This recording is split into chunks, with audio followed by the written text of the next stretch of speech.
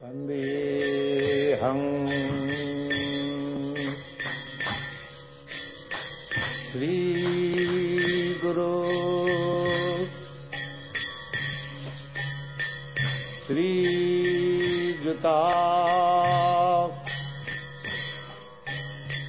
Padakamalam Sri Gurun. Mantra Guru Jot Shikku Guru Gonta Chodane Age Gaudiya Bandhan Vandeham Sri Guru Sri Juta Padakamalam Sri Gurun Vaishnavangscha Sri Rupam Sagara Jatam Sahagana Raganatam Vitam Tang Shajivam Sadvaitam Sabadodam Parijana Shaitam Krishna Chaitanya Devam Sri Radha Krishna Padan Sahagana Lalita Shivishakam Gidangscha Omaganatum Anandasagyanajana Shalakaya Chukshusam Munitam Yunatasma Sri Gurave Namaha Namo Vishnu Padaya Krishna Pristhaya Bhutala Shamadi Bhakti Vedanta Shwami Tinamane Namaste Saraswati Deve Gaudavani Pracharane Nirvishesha Shannavari Pashtata Deshatarne. We began our study of this section of Bhagavad Gita, the final section of Bhagavad Gita in chapters 13 and 14, particularly chapter 14, Krishna giving a very detailed analysis of the nature of the three modes of material nature, how they condition the living entities, how a living entity becomes attached, how a living entity enjoys and becomes attached to that enjoyment, bhunkte prakriti jan gunan, and thus karanam gunasanga, sadasad yoni janmashu. In this way he becomes conditioned to repeated birth and death in this world. Now in chapter 15, the same concept of how the purusha prakriti shto, of how the living entity is entangled in the material energy, is further described by Sri Krishna. And in this case he uses an analogy of the banyan tree, with the upper branches being likened to the mode of goodness and the lower branches being likened to the modes of raja and tama. Now in chapter 16 we'll see the same topic of Purusha Prakriti Shto, how the living entity is situated in the material energy. And in this chapter Krishna will discuss the circumstances of the living entity's conditioning in regard to personality. And he'll discuss the two personalities, the Devi and the Asuri, Sampat, the divine and the demoniac nature. And this is chapter 16. So let's begin by taking a look, bit of an overview. If you take a look at verses 1 to 3, Krishna gives an extensive list of the Sampadam Daivam, the divine qualities. And in text 4, he gives a briefer list of the Sampadam Asuram. And subsequent to that, Krishna explains in great detail with some examples of the divine nature, which we'll discuss shortly. So let's take a look at text 1. We can discuss some of these qualities. Shri Bhagavan Vacha Abhayam Shatra Shangshudhi Jnana Yoga Vivashtiti Dhanam Dhamashcha Jagyascha Sadhaya Tapa Arjamam. So the first verse, Prabhupada's explaining in his purport that the first verse out of this section of 3 verses combined together, the first verse is analyzing qualities specifically in terms of the ashram dharma. So the first few qualities, Abhayam, Shatra Shangshudhi, Jnana Yoga Vivashtitaha, these are the qualities of the sannyasis. So the sannyasi, the particular, as Prabhupada mentions in his purport to this section, for a sannyasi, the first qualification is to be fearless, should be fearlessness. Because the sannyasi has to be alone without any support or guarantee of support. He simply has to depend upon the mercy of the Supreme Personality of Godhead. So actually this is the qualification of a sannyasi. Sat jati. The sannyasi actually has already gone, sat jati, sannyasi, is already gone to the spiritual platform, has lost interest in carrying on in material existence. The sannyasi traditionally, sannyasi is not concerned about maintaining the body anymore. Is given up interest in maintaining the body and relies entirely upon the mercy of the Supreme Personality of Godhead to be maintained. This is abhayam, fearless. Sannyasi doesn't make any endeavor for meals or accommodation. Actually, these responsibilities are taken by the other ashrams, by the grihastas, and also sannyasi can have brahmachari assistants.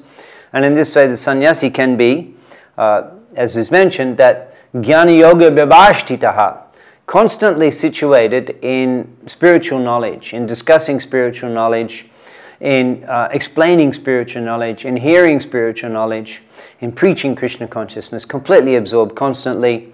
And in this way, the sannyasi has no interest or no time or no concern for maintaining the body.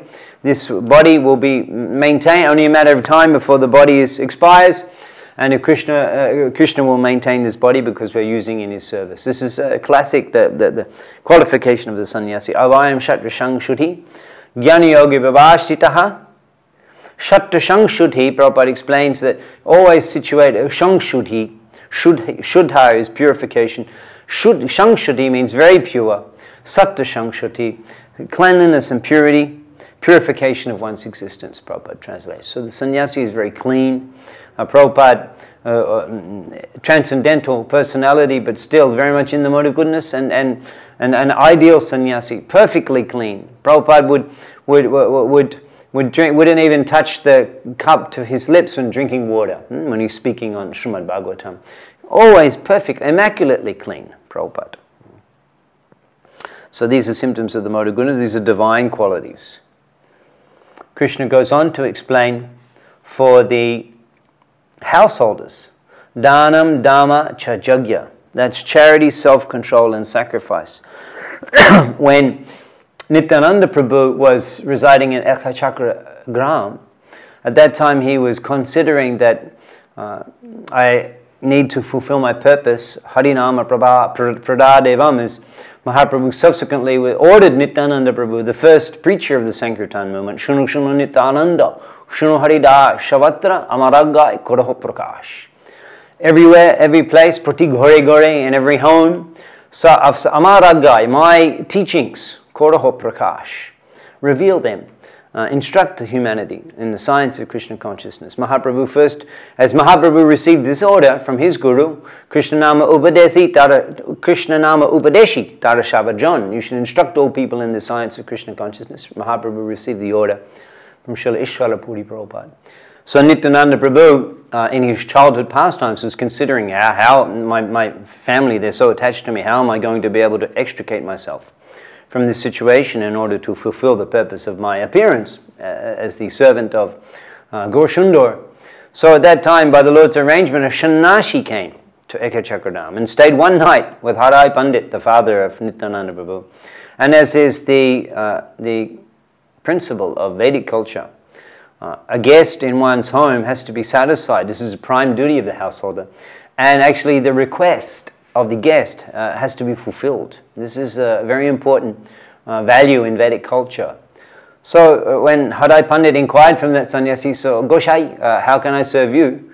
Then that sannyasi said, I am a traveling sannyasi and therefore I require a Brahman assistant, because Siddhanta Saraswati Thakur, in his comments on this Leela in Chaitanya Bhagavat, he explains that, is Adi Kanda chapter 9, he explains that a sannyasi is not permitted to light a fire.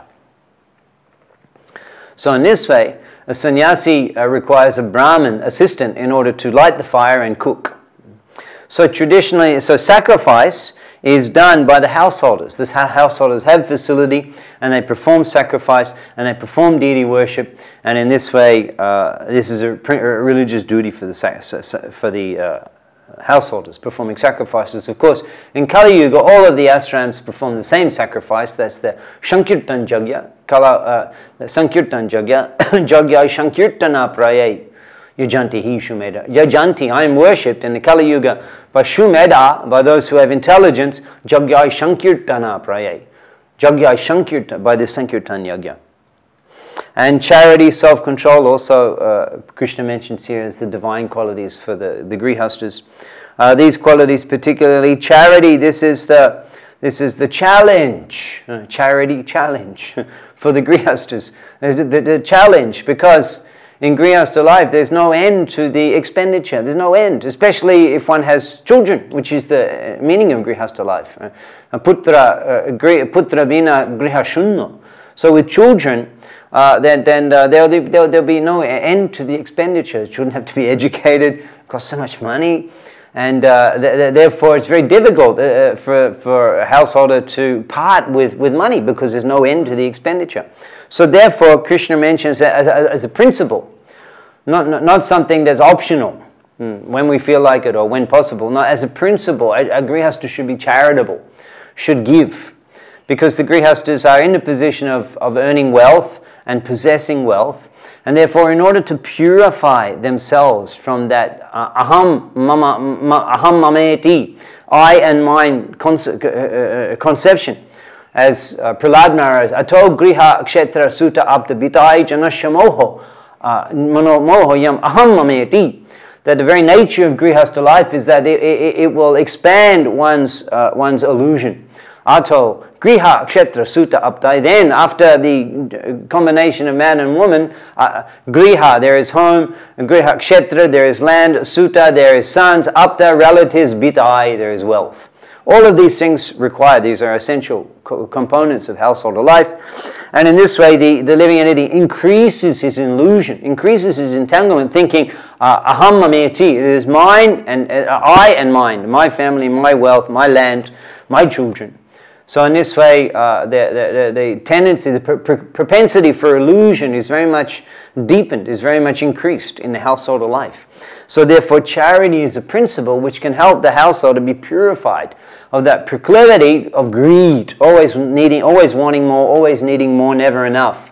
Therefore, there should be the act of giving charity, the sacrifice, that something I could use for myself, I'm going to renounce that and I'm going to give that. And of course, charity will be explained in subsequent chapter that charity also can be within the modes of material nature. So our charity should be transcendental. We should give charity for the service of Sri Hari and his servants. Krishna goes on to explain for the Swadhyaya, for the brahmacharis, is Vedic studies, Swadhyaya, and Tapa for the Vanaprasthas. So in this way, the sannyas, the grihasta, the brahmachari, and the vanaprastha ashrams, their main duties in relation to the divine qualities are explained in the first verse. Now, many other elaborate, Krishna gives an elaborate detail of other divine qualities, and Srila Prabhupada, he extensively explains them in the purport. Very interesting qualities: simplicity, non-violence, truthfulness, freedom from anger, renunciation, tranquility, aversion to fault-finding, compassion, freedom from covetousness, gentleness, steadiness, steady determination, vigor, modesty, forgiveness, fortitude, cleanliness, freedom from envy, freedom from the passion of honor. So these qualities are considered by Sri Krishna to be divine, and Prabhupada elaborately explains in detail, which you can read in your own time.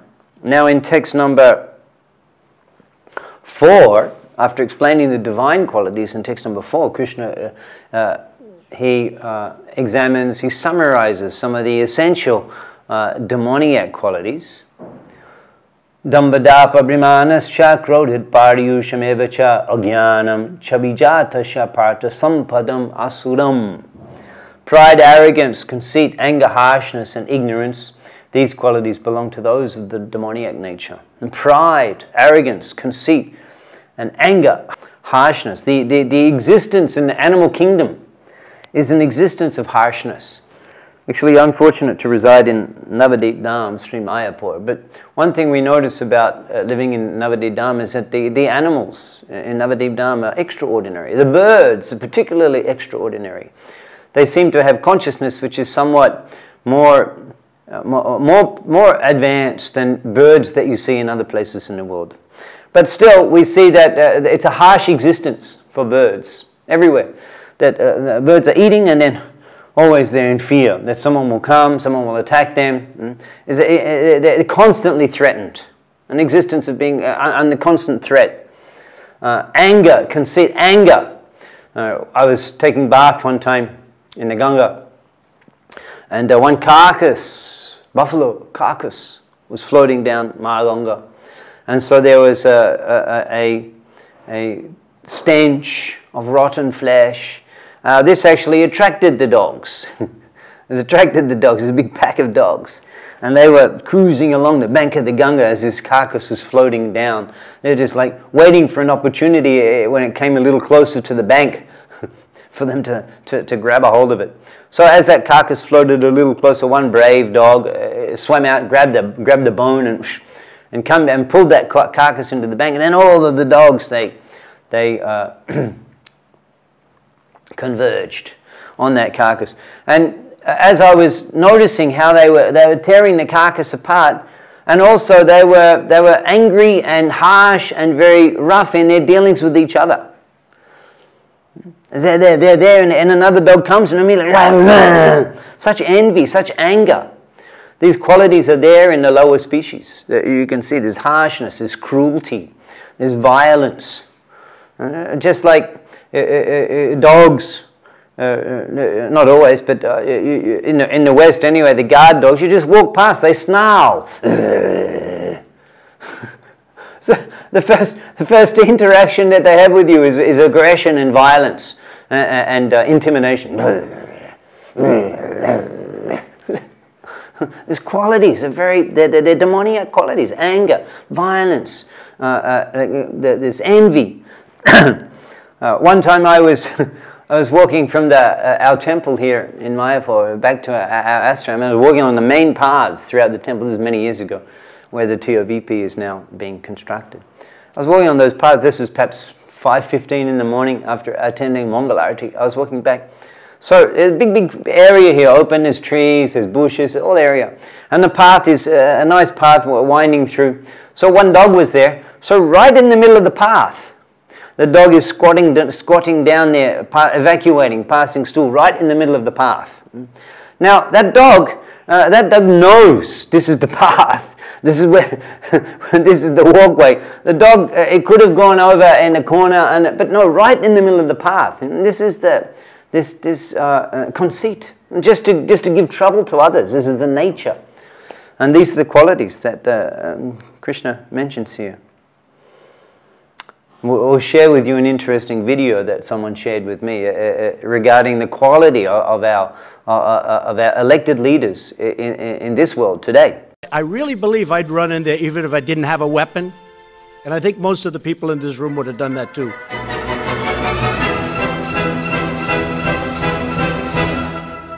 Nobody knows the system better than me. Nobody knows politicians better than I do. Nobody knows. Nobody's better. Nobody's stronger. There's nobody bigger or better at the military than I am. I love the First Amendment. Nobody loves it better than me. Nobody loves the Bible more than I do. There is nobody that respects women more than I do. Nobody builds walls better than me. Nobody in the history of this country has ever known so much about infrastructure as Donald Trump. Nobody knows that better than me. Nobody even understands it but me. Nobody can do it like me. Which is why I alone can fix it. I have Ivy League education, smart guy. I know words, I have the best words. I mean, like, I'm a smart person. It's this. It's not my salesmanship. It's what? This. You know what that is?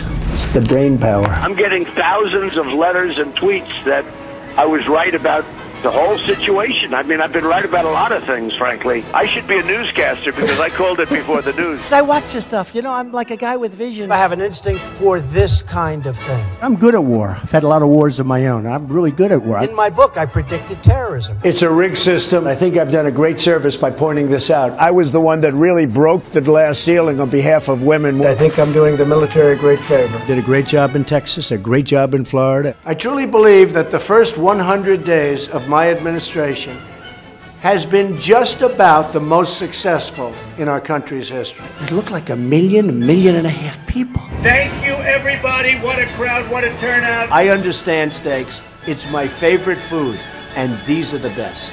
Was this a good vote? The best. Okay. The best vote of his life. How am I doing? Am I doing okay? I'm president. Hey, I'm president. Can you believe it, right? So pride. Such a proud person, proud of all his achievements, and always ready to glorify himself and boast. And such qualities are attractive to the modern people, and therefore they vote for such people because of those qualities. They're actually attracted to those qualities. So this is the predicament that we find ourselves in. These qualities are actually considered attractive. If you're proud, if you're arrogant, if you're strong and pushy. These are the nature of our modern society. These qualities, which Krishna is describing as demoniac, are actually appreciated. Krishna goes on to later in the chapter particularly analyze Kama, Krodha, Tata, Lobha as being the three fundamental qualities of the demoniac nature: Kam, Krodha, Lobha, lust, anger, and greed. And that will be explained a little later.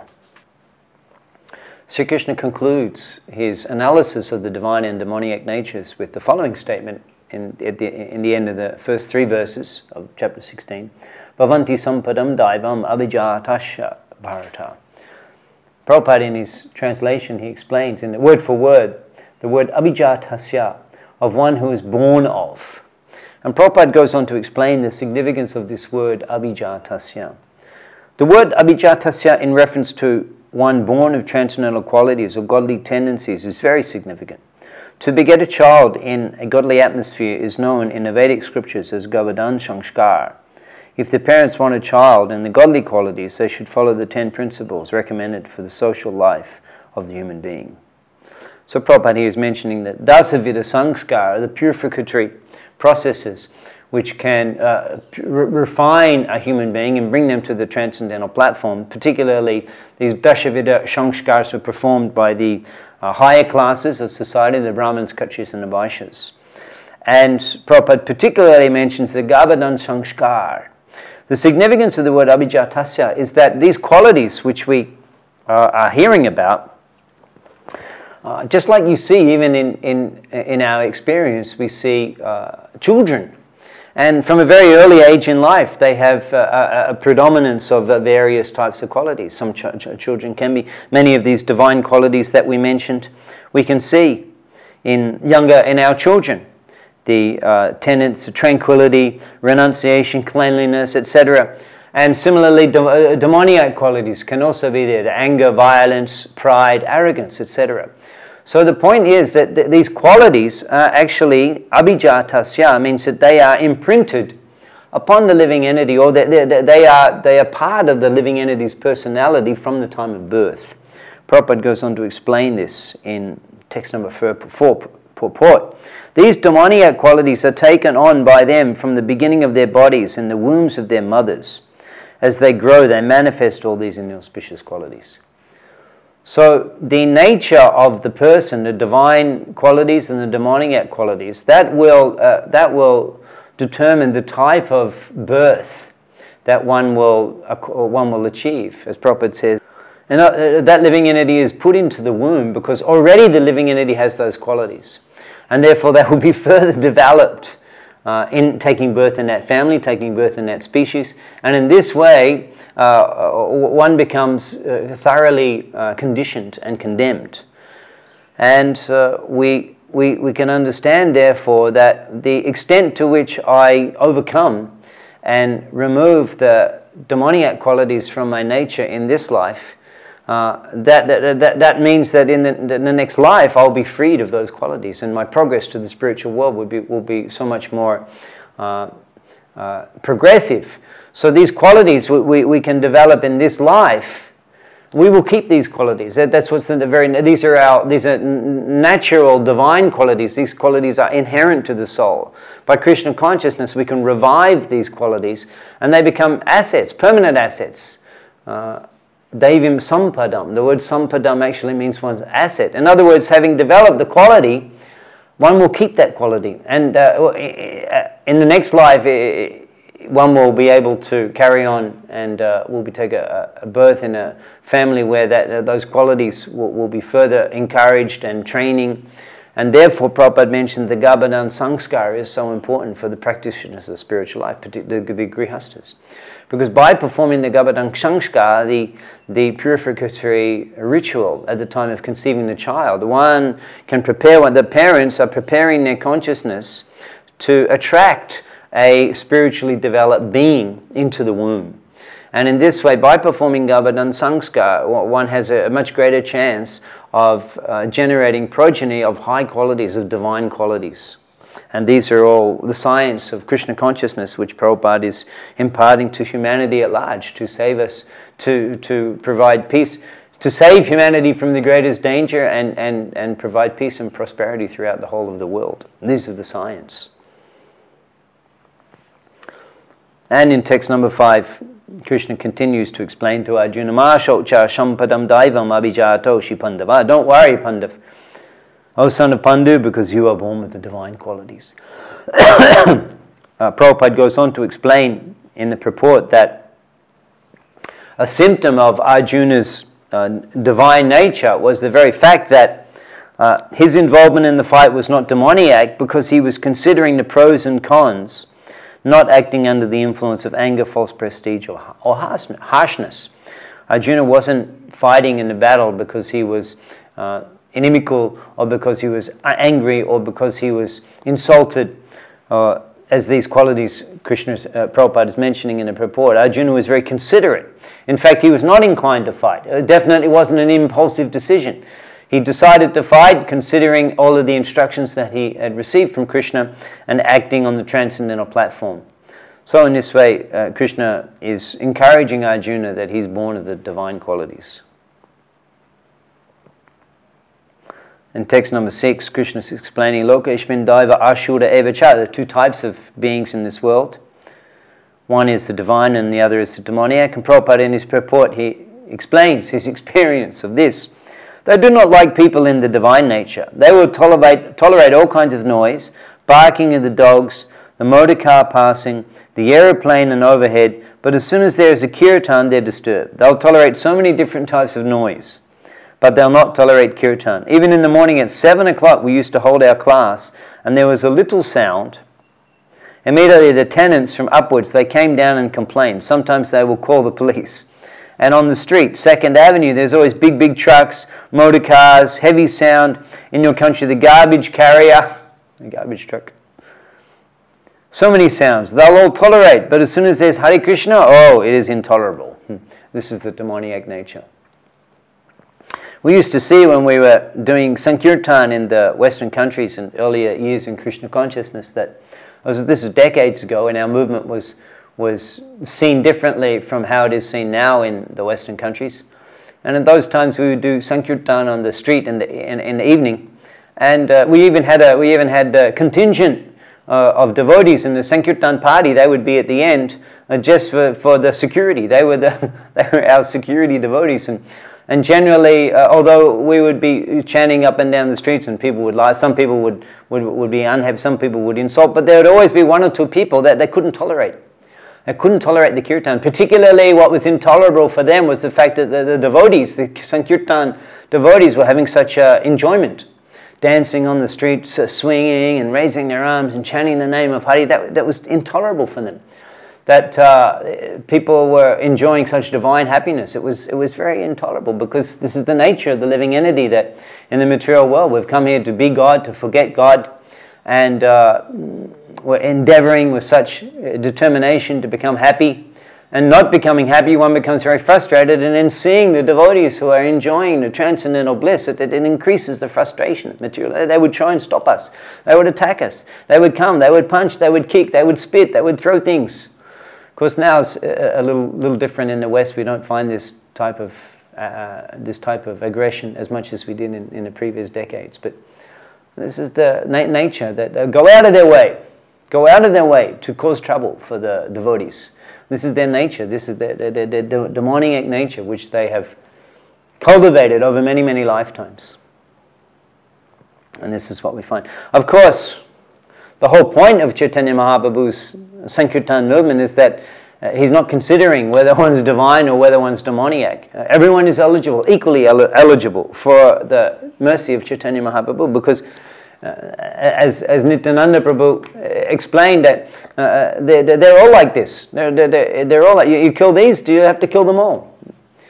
So therefore, Nitai Gaur, Parama Karuna, Parama Karuna, Bahu Duijon, this combined mercy of Nityananda and Chaitanya Mahaprabhu is the only panacea, the only possibility, the only hope that the Kali Yuga Vasis have. Shtana, Patra Patra Bicha Nahe, Nahe Shtana Ashtan. Kaviraj Goswami describes that the Panchatattva, Patra Patra Bicha Nahi, they didn't consider the qualification of the candidate. Patra Apatra. The clean pot, apatra, is the unclean pot for puja. Patra, apatra, acceptable pot, not acceptable pot. Bicha nahe, they don't consider the qualification of the candidate. Shtan, ashtan, the place, time or circumstances. Jai jaha paai taha, kore prem dhan. Whoever they came across randomly, they're bestowing upon them prem dhan, a love of Godhead through the holy name. So, in the Kali Yuga, by mercy of Chaitanya Mahaprabhu, Radha Krishna Bol Bolore Shabai. Everybody can be delivered by chanting Hare Krishna, the divine and the demoniac. Let's take a look at a bit of an overview of the 16th chapter. We've been discussing up to this point, verses 1 to 6, Krishna's listing, his enumeration of the divine and demoniac qualities.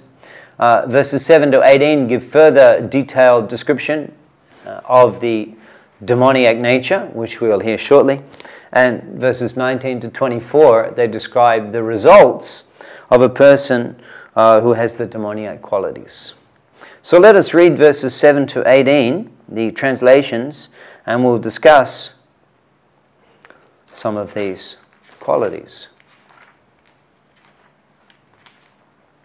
Pravritim cha nivritim cha jana na vidu ashura na socham na picha charo na satyam teshu vidyate.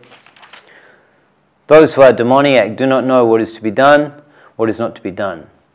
Neither cleanliness nor proper behavior nor truth is found in them. Na socham na picha charo na satyam. Not truthfulness, not cleanliness, and not proper behavior. Jana na vidu asura. This is the symptom of the demoniac nature. Unclean. Krishna begins his analysis in more detail of the demoniac qualities in text 7. Pravritim cha nibritim cha jana na vidu asura. Jana na vidu. They do not know pravriti, nibriti, what to do and what not to do. Na so cham, not cleanliness. Na Napi chacharo, not proper behavior. Na satyam teshu vidyate, nor truthfulness can be found in them. Asatyam, apratishtam te. Asatyam, they say that this world is unreal. Apratishtam, it has no foundation. Jagat ahur anishvaram, anishvaram, this universe is without a controller. Sound familiar? Asatyam, apratishtam, no foundation. Anishvaram, no controller. They say it is produced of sex desire and has no other cause than this.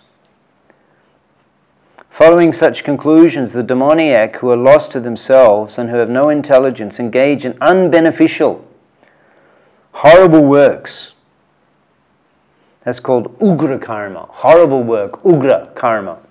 Ugra.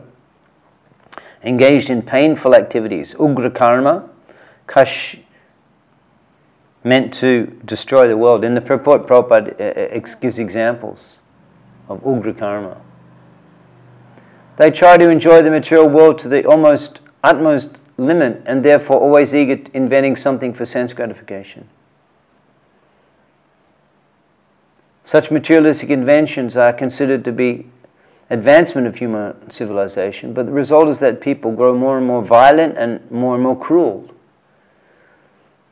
Cruel to animals, cruel to other human beings, so much that all of these perfumes, all of these soaps, all of these things are tested on animals. And what does Big Prabhupada continues? They have no idea of how to behave toward one another. Animal killing is very prominent amongst demoniac people. Animal killing, meat eating. Such people are considered the enemies of the world because ultimately they will invent or create something which will bring destruction to all. Indirectly, this verse anticipates the invention of nuclear weapons. And Prabhupada continues. Because Ugra Karma has so many things. Industrialization, we could say industrialization. Well, we're very much attached and dependent upon the products of the industrialized civilization. But actually, after a couple of hundred years of industrialized lifestyle, we can see that we're destroying the planet. We're destroying the planet. The very nature of life on this planet is becoming imbalanced as a result of the carbon pollution, the oil industry, industrialization, polluted the waters, polluted the rivers, the plastic pollution. We're poisoning the planet after 200 years of, or 300 years of industrialized society. So but people don't care. They don't care. They don't care for the future generations. Global warming and all of these things. And all we care about is our immediate sense gratification now. This is demoniac. Kaman ashrita dushparam. There's never dushpura. There's never any satisfaction. There's never any fulfillment of the desires. Always remaining desirous, unfulfilled desires. Damba mana madanvitaha. Absorbed in conceit and false prestige. Mohad grihit vasad grahan. They're sworn to unclean work, attracted by the impermanent. Pravartante shuchi brataha. They believe that to gratify the senses is the prime necessity of human life. Kama upabhoga parama. Thus, until the end of life, their anxiety is immeasurable, bound by a network of hundreds and thousands of desires, and absorbed in lust and anger, they secure money by illegal means for sense gratification. The demoniac person thinks, so much wealth do I have today, and I will gain more according to my schemes. So much is mine now, and it will increase in the future, more and more. Here is my enemy, and I have killed him, and my other enemies will also be killed. I am the Lord of everything, Ishwaraham. I am the richest man, surrounded. I am perfect, powerful, and happy. I am the enjoyer, perfect, powerful, and happy. Ishwaraham, aham bhogi, sit oham, balavan shuki. There is none as powerful and happy as I am. I shall perform sacrifices. I shall give some charity, and thus I shall rejoice. In this way, such persons are deluded by ignorance. Thus perplexed by various anxieties and bound by a network of illusion, they become too strongly attached to sense enjoyment and fall down into hell. Self-complacent, always impudent, deluded by wealth and false prestige, they sometimes proudly perform sacrifice in name only, without following rules and regulations. Bewildered by false ego, strength, pride, lust, and anger, the demons become envious of the Supreme Personality of Godhead, who is situated in their own bodies and in the bodies of others, and blaspheme against the real religion. So in this way, Krishna very elaborately analyzes and describes the demoniac nature in these verses. And we can see that this nature is very prevalent in the modern world, and many of these qualities are appreciated and glorified amongst the materialistic people. And in this way, we are living in a demoniac society.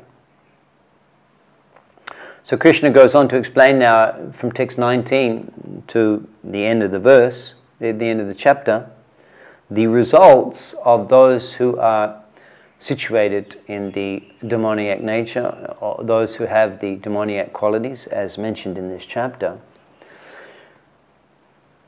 Tam aham dvishata kruram shangshareshu naradhamam kshipami yajashram ashubhan ashureshveva yonishu. Those who are envious and are mischievous and who are the lowest among men, I perpetually cast into the ocean of material existence, into various demoniac species of life. In his purport to text number 19, Prabhupada's commenting, therefore in the material existence we find so many species of life, animals, insects, men, and so on. All are arranged by the superior power. They are not accidental. As for the demoniac, it is clearly said here, they are perpetually put into the womb of demons, and thus they continue to be envious, the lowest of mankind. Kshipami yajashram ashubham. Krishna explains that Kshipami, I put, the word for word, Prabhupada's translating, Kshipami, I put ajashram, forever, ashubham, inauspicious asuram, yoni. I perpetually cast them into demoniac species. And as we were discussing in earlier lessons, that once one is in that Once one is surrounded by the Shrotram, Chakshushpashanam, Rasanam, Gunanam, Eva, the eyes, the nose, the tongue, the sense of touch, the sense of taste that he has acquired in that body, he's dictated to act in a certain way. So in this way, taking birth in a demoniac species, one simply acts in a demoniac way. One has no control. This is the result of those who are Dvishita krurang shangshareshu naradam, lowest of mankind, and have these demoniac qualities. In text number 21, Krishna specifically is concluding the topic, and he's specifically mentioning 3 qualities which are considered to be very undesirable and should be given up. Etat trayam chajet, etat trayam, these 3, etat trayam tyajet, should be abandoned. One must give up, Prabhupada translates. Etat trayam chajet, trividha narakashedam dvaram. There are trivida, 3 gateways, 3 ways, 3 paths, 3 kinds. Trivida narakashedam dvaram. Trivida narakashedam dvaram. There's 3 gates to hell. Trivida narakashedam dvaram. Dvaram is the door. Narakashedam. 3 gates to hell. Nashanam atmanaha, which are the gates of, which are the paths of self-destruction. They are kama, krodha, tata, lobha. Kam, krod, lobha means lust. Krod, kam is lust, krod is anger, and lobha. Lobha is greed. Tasmat etat trayam chajet. One has to give up. Prabhupada translates it. A man, every sane man should give these up, for they lead to degradation of the soul. Sometimes people, they ask me when I'm traveling in these remote places of Bengal and jungles, and oftentimes people inquire why they inquire from me why I've taken to the life of a Vaishnava, coming from the affluent countries of the Western world. The simple person is thinking religion is only meant for increasing one's material situation. That's why we pray to God, to get material prosperity. So they're bewildered. How is a person coming from the very prosperous background, why he's praying to God? He already has everything that praying to God gives. This is a foolish understanding, actually. We're not praying to God for things. We're glorifying God because He is the most glorious. And glorifying Him, Krishna Kirtan, Kirtaniya Sadahari, that is actually our constitutional function, to glorify the Lord, to hear about the Lord, to remember the Lord. So in response, when people ask me why I've taken to spiritual life, I often quote this verse, that actually Krishna explains, Kama, Krodha, Tata, Lobha, Tasmat Etat Trayam Chajet, that these great obstacles can cause one to go to hell, actually. Trivida, Narakesharan, Dvaranam, these are the Nashanam Atmanam, the doorways of self, the gateways of self-destruction, and can ultimately drag the living entity to hell. So understanding this, we're trying to avoid that predicament by actually overcoming Kam, Krodha, Lobha.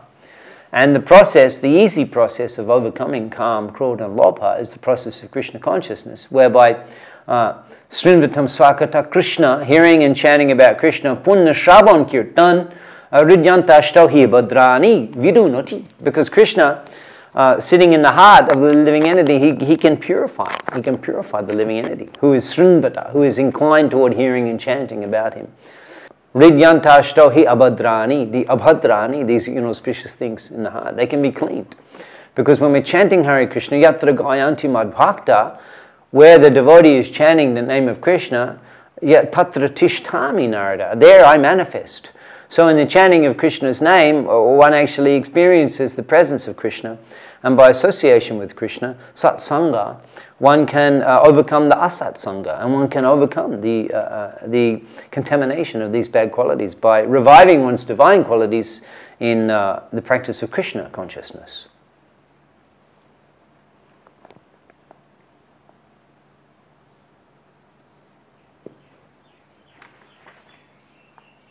Krishna concludes the 16th chapter with this important verse, which we'll read. Ye shastra vidhim utsraja vatate kamakarta. Those who give up the injunctions of Shastra, vatate kamakarta, and act according to their own desire, nasasitim avapnoti. They do not get perfection, na sukham, nor happiness, na param gatim, nor the supreme destination. This verse we will refer to again in the beginning of the 7th chapter, when Arjuna, having heard this information and instruction from Krishna, he will inquire as to the circumstances of those who may have faith in the modes. And we'll be discussing that in the 17th chapter. So in this chapter we were discussing Krishna's enumeration of the divine and the demoniac qualities, and how firstly these were related to the ashrams, the sannyasis, the grihastas, the vanaprasthas, the brahmacharis, and how abhijatasya, these qualities are actually present there, taken on at the time of birth, and therefore the Garbhadan Sanskara is very important, because one can attract a divine being into the womb, into one's family, if one properly performs the Garbhadan Sanskara and subsequent Sanskaras. And then Krishna, elaborate description of the demoniac nature, elaborate description because actually this nature is very prevalent in the materialistic world in these modern times. We're surrounded by the demons, and the demoniac nature is also still within us. And Krishna concludes the chapter by explaining the results of those with the demoniac qualities, and it's a very serious matter. And in this way, Krishna concludes his discussion on the divine and demoniac natures. Let's conclude the discussion with this comment from Srila Prabhupada when he's lecturing on these verses from the 16th chapter in 1971. So those godly characteristics are there. Either you practice yourself to come to the godly characteristics, or there is a simple method. If you take to devotional service, all the godly qualities automatically come. This is the process. So in this age, to develop these godly qualities is very difficult.